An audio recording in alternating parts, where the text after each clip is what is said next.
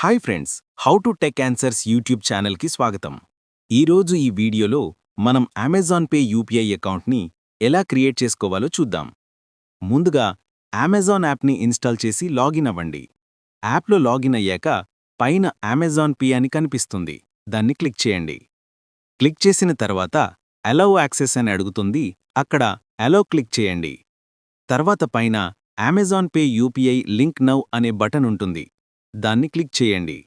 ఇక్కడ ఒక important point, మీరు లాగిన్ అయిన అమెజాన్ అకౌంట్కి ఉన్న మొబైల్ నెంబర్ అదే ఫోన్ డివైస్లో ఉండాలి. అప్పుడు మీకు మొబైల్ వెరిఫికేషన్ కోసం ఎస్ఎంఎస్ పంపబడుతుంది.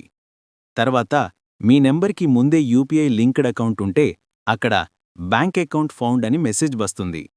ఇక్కడ నాకు కూడా బ్యాంక్ అకౌంట్ ఉంది కాబట్టి నాకు కూడా బ్యాంక్ అకౌంట్ ఫౌండ్ అని వచ్చింది చూడండి. ఇప్పుడు చెక్ బ్యాలెన్స్ మీద క్లిక్ చేసి మీ యూపీఐ పిన్ ఎంటర్ చేయండి.